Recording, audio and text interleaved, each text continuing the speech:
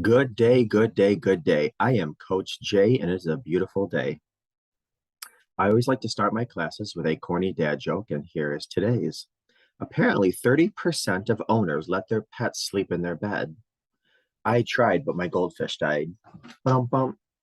All right, if you can take two deep, healing breaths with me, in through the nose, out through the mouth, preferably with your eyes closed, but however you feel safe. One more time, breathe in that beautiful, beautiful healing air. Let out all the negativity, toxicity, shame, abuse, neglect, abandonment. All right. So why do some choose cheating when we love the one we're with? Let me first start by saying that with all the studies I've read, the cases and couples I've worked with, I can tell you that with absolute certainty that infidelity is not always the result of a bad primary relationship. In fact, much of the time, those that betrayed trust will tell me that they love their partner. They find their partner attractive. They value their relationship and do not want to damage the life that they and their significant other have created together. Yet, here they are on Zoom because one of them was unfaithful. The betrayed person, they betrayed the person they love in the worst possible way, and now their relationship is in turmoil. Their betrayed partner no longer trusts a single thing that they say or do. And what's worse, everything that they've ever said or done since the beginning of the relationship is called into question. The entire relationship is a big question mark. And the next thing you know, like I said, he or she is on a Zoom with me in a coaching session, wondering why they did it, how they got there, why they endangered the most important relationship in their life. Of course, it's not just the betrayer who wants an answer to this question. The betrayed partner also wants to know the why. Often they've invested a great deal of time and energy into building the best possible version of, quote, us. And now that vision of life has been shattered. And with it, their self-esteem, their ability to cope in life, it has also been shattered. Sometimes they wonder what they did wrong, even if they had nothing to do with their partner's decision to lie, steal, cheat, keep secrets, have an affair. They still question what I did wrong. And even if sometimes they'll say, I realize it had nothing to do with me, there's still a little part in their brain that questions, did I contribute to this in some way? And by the way, even if you did, even if you loaded that gun, even if you jam-packed that gun with bullets, they still made the choice to pick it up, aim, and pull the trigger.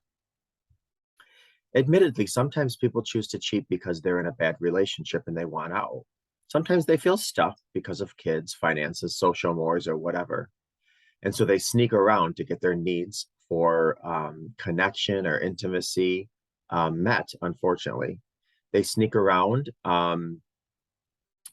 behind their spouse, their partner, their significant other, to fulfill some need that they're lacking, that for whatever reason, the connection in the relationship, that maybe they're not vulnerable enough to be honest and state their needs. Just as often, cheaters are in reasonably emotionally healthy relationships with people they love and care about and have no desire to hurt, but circumstances happen. And I don't like that, oh, it just happened, because I don't care if you're drunk, high, delusional, unless you're held unless you're held at gunpoint, you make the decision to betray, or people do. So this leads me to 8 common reasons why people cheat on someone they love. So why do people who love their primary partner still choose to engage in infidelity? Usually they do so for one or more of the following reasons. This isn't an all-inclusive list, but it does share some of the reasons people stop out of relationship. Again, none of them are justifiable. None. It's just the reasons. Number one, self-exploration. For some, cheating is a way to explore repressed parts of the self. These cheaters don't actually want to change the core of who they are. They just want to escape the constraints for a little while. They're not looking for another person by any means. They're just looking for the hidden version of themselves. 2, insecurity. Sometimes cheaters struggle with self-esteem. They don't feel attractive, they don't feel powerful, they don't feel smart or young or whatever. So they seek validation through cheating. They use that spark of interest to feel desired and worthy. 3, the appeal of transgression. These cheaters are like children stealing a cookie that their mom says they can't have. It's the forbidden nature of the cookie that makes it extra desirable. Infidelity is the same because cheaters are not supposed to cheat. Cheating seems extra unique, extra desirable. It's the forbidden fruit, so to speak, like I said. Number 4, unresolved earlyhood trauma. Sometimes cheaters are reenacting or latently responding to an unresolved childhood trauma or traumas. Could be neglect, emotional abuse, physical abuse, sexual abuse, all the above. Basically, their childhood wounds have created attachment deficits that manifest through infidelity. 5, the life not lived. Here, it's the life that could have been. It's the lover that got away. It's the lover that never was that drives the infidelity.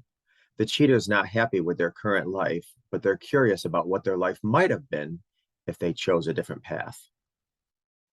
6, unrealistic expectations. Some people cheat because they have unrealistic expectations about what their partner or primary relationship can and should provide. They may think that their partner should meet every need and desire they have, which is an impossible standard, by the way. And if they don't have close friends and family who can step in the, to fill that occasional void, they might chase an affair partner. I always say that your partner has to be your number one, but they cannot be your only one.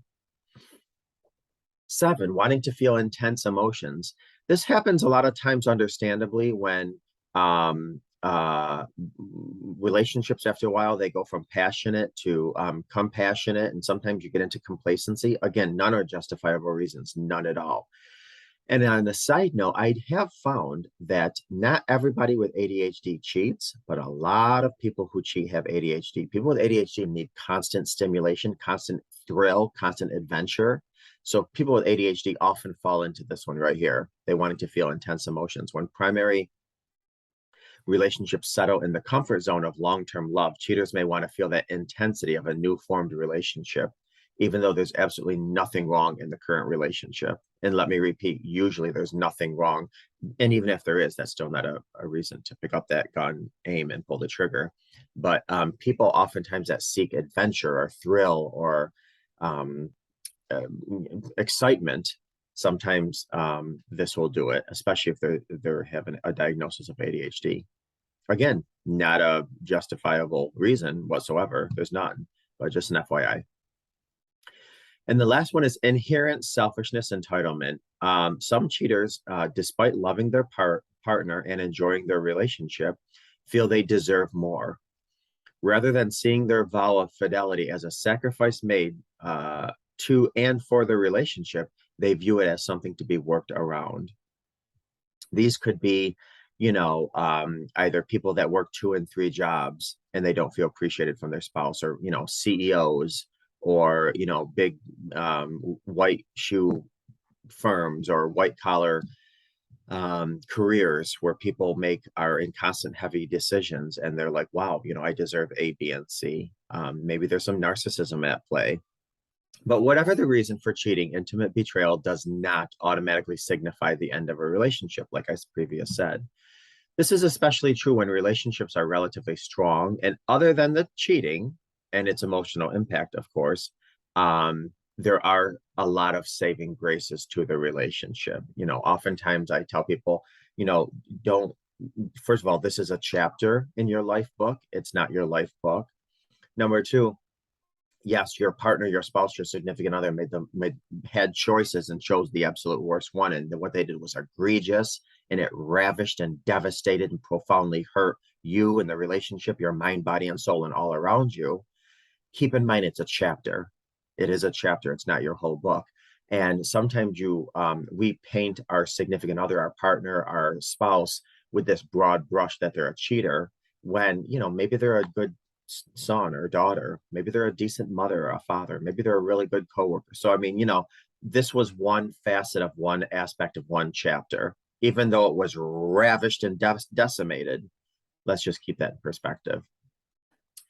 Um, Many couples find that their relationship ends up better than it was before the cheating was discovered. In fact, this is somewhat likely if the couple chooses to work through the betrayal, establish better boundaries, rebuild trust through rigorous honesty, of course, and consistency. That's one of the big things. A betrayed partner can't go to their spouse one day and get feel safety, and then the next day hear, "Oh my God, how many times are you going to bring this up?" Or if you always think about it, you're never going to forget it. It's got to be consistent. Like consistency is such a big thing after betrayal.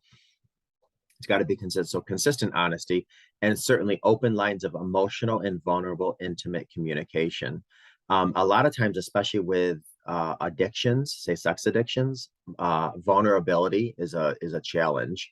But not to mention anyone that steps outside of a marriage or a relationship when they're talking about their affair or their sexual trysts or what happens, there's a lot of guilt and shame. So understand both parties. There's going to be a lot of sensitivity and tiptoe, but it's needed, absolutely needed to be vulnerable, brutally honest. You can listen. You can't take the Titanic and gouge 60% of it and try to rebuild it when it's on the ocean.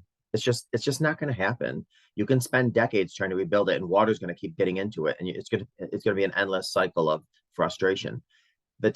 After betrayal, the Titanic bombed. It hit the iceberg. It sank. Done. End. Period. You got to rebuild the Titanic.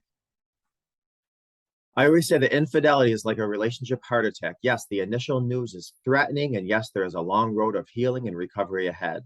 However, with many changes, tweaks, improvements, a person can be overall healthier than pre heart attack, and in turn, a relationship can be. The same with infidelity. If both people, individually and as a couple, put in the work, the hard, rigorous, continuous, consistent work, the relationship can be healthier than pre-infidelity. Infidelity, like I said, it rocks, ravishes, decimates mind, body, and soul completely. But if you make the choice to reconcile, then that should be the focus to rebuild to put all of your energy into rebuilding that huge vessel. Does that mean you're not going to have triggers? Absolutely not. Does that mean you're not going to still have questions? Absolutely not.